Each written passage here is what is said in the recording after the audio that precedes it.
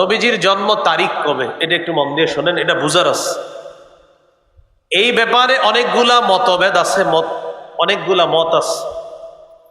কেউ বলেন নবীজির জন্ম রবিউল আউয়াল মাসের 2 তারিখে, কেউ বলেন নবীজির জন্ম রবিউল আউয়ালের 8 তারিখে, কেউ বলেন রাসূলুল্লাহ সাল্লাল্লাহু আলাইহি সাল্লামের জন্ম রবিউল আউয়ালের 9 তারিখে, কেউ বলেন 10 তারিখে, কেউ কেউ বলেছেন নবীজি সাল্লাল্লাহু আলাইহি সাল্লামের জন্ম 12ই রবিউল আউয়াল, কেউ বলেছেন রাসূল সাল্লাল্লাহু আলাইহি সাল্লামের জন্ম 17ই রবিউল আউয়াল, কেউ কেউ বলেছেন রাসূল সাল্লাল্লাহু আলাইহি সাল্লামের জন্ম রবিউল আউয়াল মাসের 8 দিন বাকি থাকতে। মজার ব্যাপার, কেউ কেউ বলেছেন নবীজির জন্ম 12ই রমজান। কত রমজান? যদিও এটা একদম নতুন শুনছি আমরা, 12ই রমজান। তো নিতান্তই দুর্বল বর্ণনা, কিন্তু বলছে। আল বিদায়া ওয়ান নিহায়া ইতিহাসের কিতাব, লেখক মুহাম্মদ ইবনে কাসির রহমতুল্লাহ আলাইহি এই সব বর্ণনাগুলোর মধ্যে অন্যগুলাকে দুর্বল প্রমাণিত করে 3টা বর্ণনা নিয়ে তিনি আলোচনা করেছেন। কয়টা? 2, 8, 12। বলেন তো ভাই, কয় তারিখ? 8, 12, মানে 2 রবিউল আউয়াল, 8ই রবিউল আউয়াল, 12ই রবিউল আউয়াল। প্রথম আলোচনা 2 রবিউল আউয়াল। এটা দুর্বল প্রমাণ করি কিভাবে আমরা দেখেন। এই সনদের মধ্যে এইভাবে আছে, সনদটা আন মুহাম্মদ ইবনি সাদিন আনিল ওয়াকিদি। মুহাম্মদ ইবনে সাদ তার উস্তাদ ওয়াকিদি থেকে বর্ণনা করেছেন, ওয়াকিদি তার উস্তাদ আবু মাশার থেকে বর্ণনা করেছেন। একটু এদিকে তাকাইলে বুঝবেন, এই তিনি আমার উস্তাদ, আমি তার ছাত্র।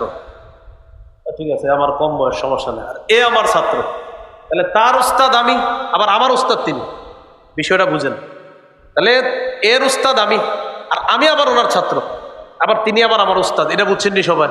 এটাকে বলে সূত্র। বলেন কি বলে? সূত্র।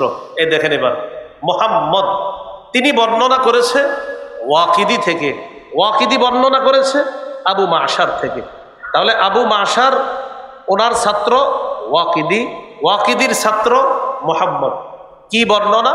ওলিদা রাসূলুল্লাহ সাল্লাল্লাহু আলাইহি ওয়াসাল্লাম, নবীজি জন্মগ্রহণ করেছেন ইয়াউমাল ইসনাইন, সোমবারে, লিলাইলাতাইনি খালাতা মিন শাহরি রবিউল আউয়াল, রবিউল আউয়াল মাসের 2 তারিখে আল্লাহ রাসূল সাল্লাল্লাহু আলাইহি সাল্লাম জন্মগ্রহণ করেছে।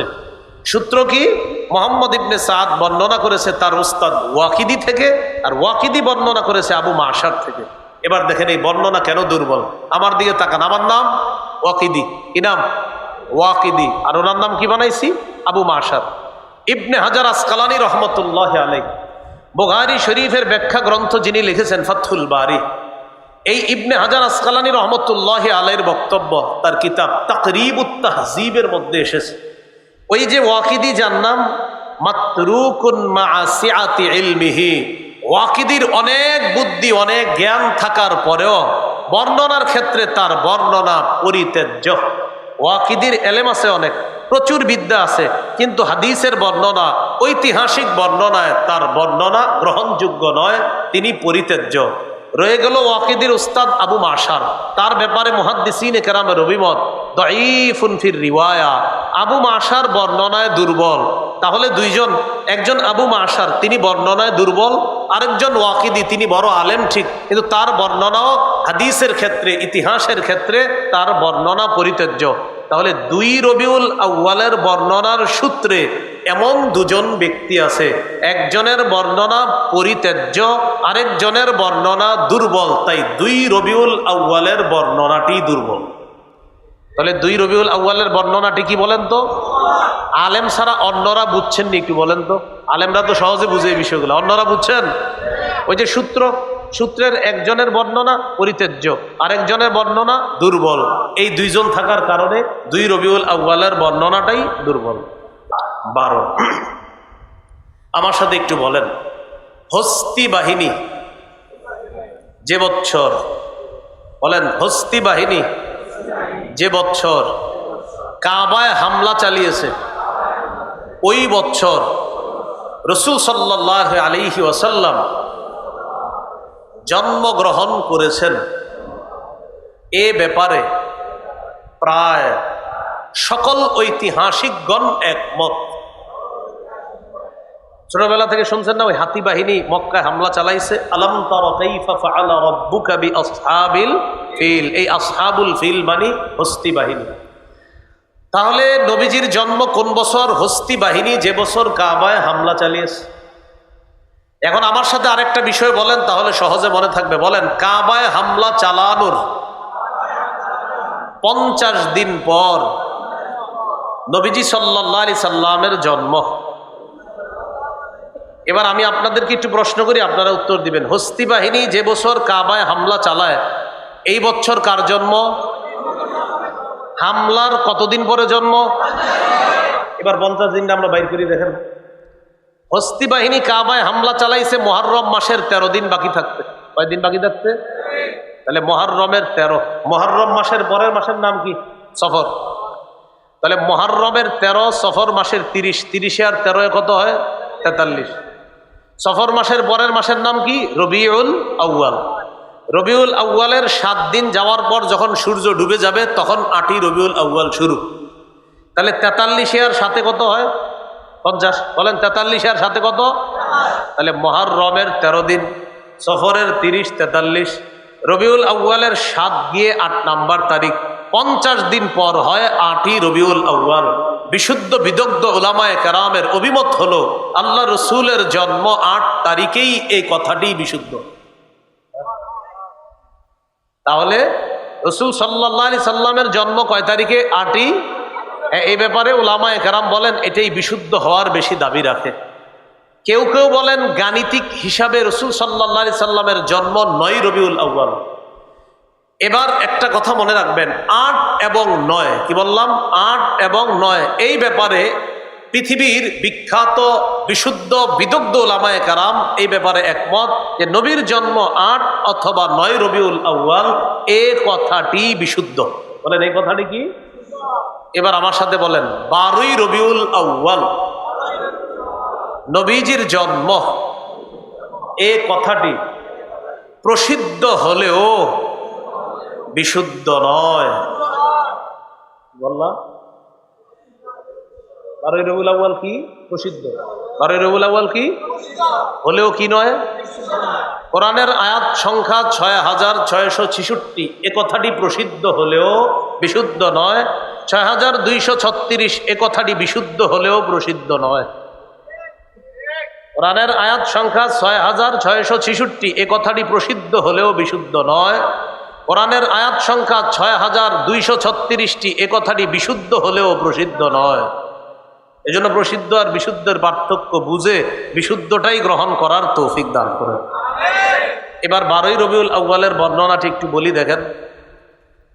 আন সাঈদ ইবনে মিনা আন আফফান ইবনে মুসলিম আন জাবির ইবনে আব্দুল্লাহ ওয়া আব্দুল্লাহ ইবনে আব্বাস রাদিয়াল্লাহু তাআলা আনহুমা ولد رسول الله صلى الله عليه وسلم يوم الاثنين الثاني عشر من شهر ربيع الأول। সাঈদ ইবনে মিনা তার উস্তাদ আফফান থেকে বর্ণনা করেন, তিনি বর্ণনা করেন জাবের এবং আব্দুল্লাহ ইবনে আব্বাস রাদিয়াল্লাহু তাআলা আনহুমা থেকে।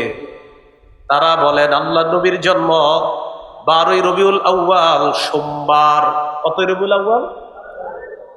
তাহলে 12ই রবিউল আউয়াল জন্ম, এই বর্ণনাটা আমরা শুনলাম।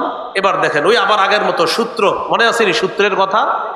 ছাত্রের নাম সাঈদ, বলেন ছাত্রের নাম কি? উস্তাদের নাম আফফান, বলেন ছাত্রের নাম। উস্তাদের নাম আফফান, ছাত্রের নাম। উস্তাদের নাম। মজার ব্যাপার, সাঈদ যিনি তিনিও বিশুদ্ধ বর্ণনাকারী, আফফান যিনি তিনিও বিশুদ্ধ বর্ণনাকারী। এবার প্রশ্নগুলো সুন্দরভাবে মনে রাখবেন। হুজুর 12ই রবিউল আউয়ালের বর্ণনাকারীর সূত্রের মধ্যে ছাত্র সাঈদ যিনি তিনিও বিশুদ্ধ বর্ণনাকারী, সূত্রের মধ্যে উস্তাদ আফফান তিনিও বিশুদ্ধ বর্ণনাকারী। সূত্রে 2 জন বিশুদ্ধ বর্ণনাকারী থাকার পরেও 12ই রবিউল আউয়ালকে কেন আপনারা বিশুদ্ধ বলছেন না? 12ই রবিউল আউয়ালের যে সূত্র, এই সূত্রের মধ্যে যিনি সাঈদ বর্ণনা করছেন তিনিও বিশুদ্ধ, আবার তার উস্তাদ আফফান তিনিও কি? বিশুদ্ধ। তাহলে প্রশ্ন এসে যায়, 12ই রবিউল আউয়ালের সূত্রের মধ্যে যিনি বর্ণনা করেছেন সাঈদ, তিনি যদি বিশুদ্ধ হন, তার উস্তাদ আফফান তিনিও যদি বিশুদ্ধ হয়, তো 12 রবিউল আউয়াল বিশুদ্ধ নয় কেন? এতটুকু বুঝছেননি সবাই?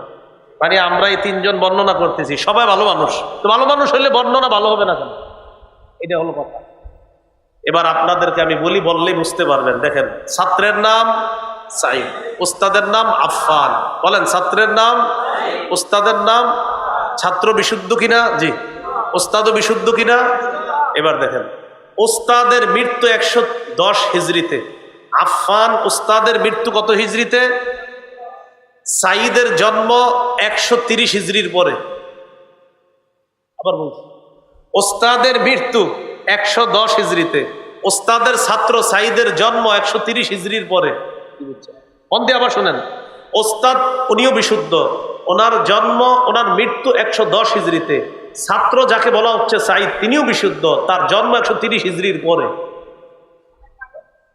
মানে তারা ছাত্র, উস্তাদ না। এই তো মাশাআল্লাহ, তারা কি না? কারণ উস্তাদের মৃত্যুর প্রায় 20 বছর পরে ছাত্রের জন্ম, তো তারা ছাত্র উস্তাদ কিভাবে হয়? এবার বলেন, তাহলে মাঝখানে তাদের এই সূত্রের মাঝখানে, বলেন এই সূত্রের মাঝখানে বিচ্ছিন্নতা রয়েছে। বিচ্ছিন্নতাকে আরবিতে ইনকিতা বলে। ইনকিতা যেই সূত্রে থাকে, ওই বর্ণনাটিকে মুনকাতি বলে। মুনকাতি বর্ণনা বিশুদ্ধ দলিল হিসাবে গ্রহণযোগ্য না। তাহলে এবার আপনারা, আমি আশা করি আমি আলেম ছাড়া অন্যরাও সহজে বুঝছেন। দেখেন, বর্ণনাকারী উস্তাদও বিশুদ্ধ, ছাত্রও বিশুদ্ধ, তো প্রশ্ন এসে যায়, বিশুদ্ধ হলে বর্ণনা বিশুদ্ধ নয় কেন?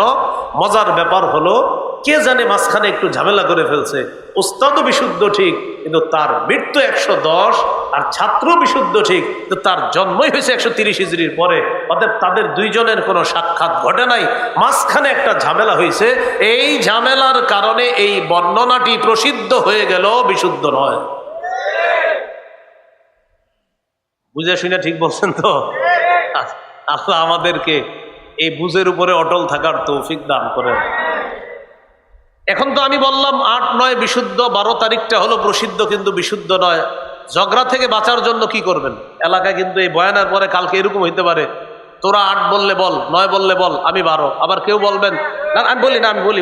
ঝগড়া থেকে বাঁচবেন কিভাবে? এটার একটা বুদ্ধি আছে। আমাকে একটু আপনারা সবাই জিজ্ঞাসা করেন, নবীর জন্ম কবে? জিজ্ঞাসা করেন। এবার ঝগড়ামুক্ত উত্তর দিয়ে দেখেন, 8 থেকে 12 রবিউল আউয়ালের যে কোনো একদিন। 8ই রবিউল আউয়াল থেকে 12ই রবিউল আউয়ালের মাঝে নিশ্চিত যে কোনো একদিন নবীজির জন্ম হয়েছে।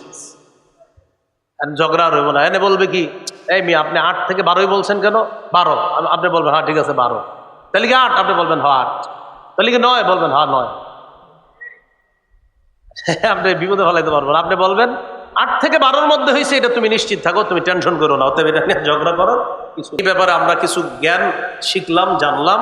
এরপরে আমরা সুন্দর একটা ঝগড়ামুক্ত সমাধান জানলাম যে 8 থেকে 12 রবিউল আউয়ালের মাঝে নিশ্চিত একদিন আল্লাহ রাসূল সাল্লাল্লাহু আলাইহি সাল্লাম জন্মগ্রহণ করেছে, সেদিন তিনি দুনিয়াতে এসেছে। এটা আমরা ঝগড়ামুক্ত থাকবো ইনশাআল্লাহ।